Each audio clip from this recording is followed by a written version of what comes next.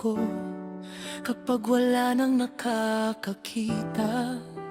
Hindi yung matatag,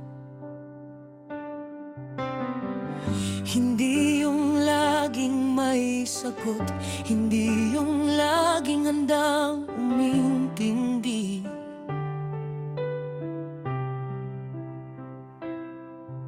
Ako yung tahimik na umiiyak sa banyo para walang makarinig.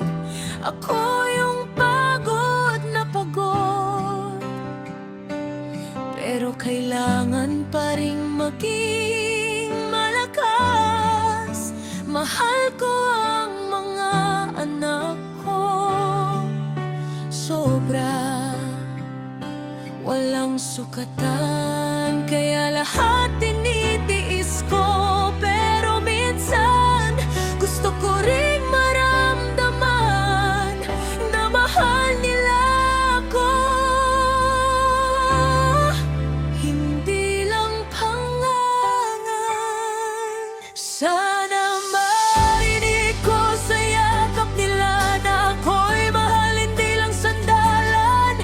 Sana sa mga mata nila may pag-ibig, hindi lang pangangailangan.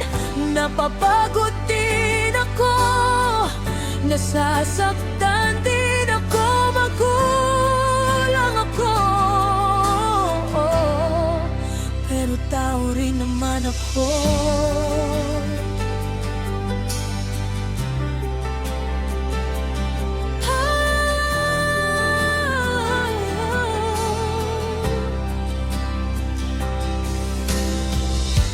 Minsan pakiramdam ko ako yung ilaw sa bahay.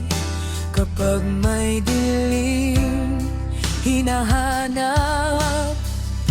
Kapag maliwanag na, nakakalimutan ako yung takbuhan. Kapag may problema, pero hindi yung tinatanong kung kumusta.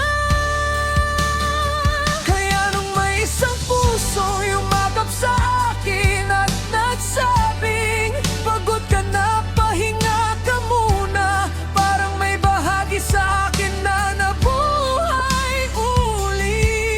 Sa kanya ko naramdaman na hindi lang ako matatag, hindi lang ako provider, hindi lang ako magulang.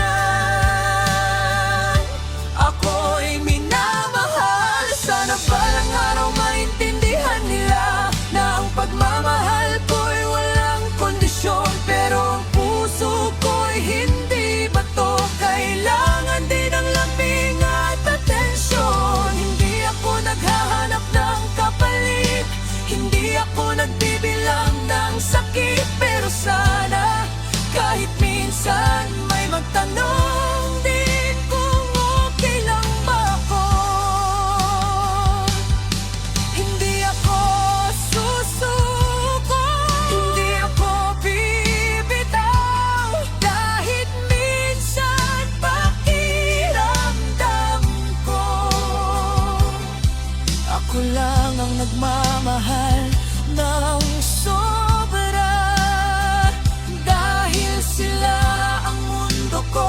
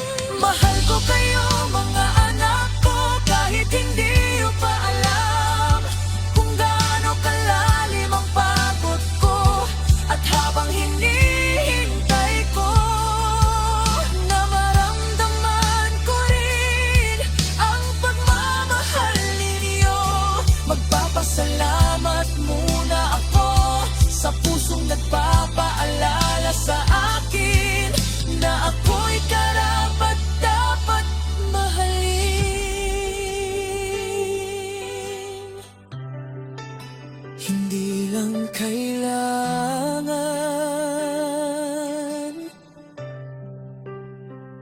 kundi mahal.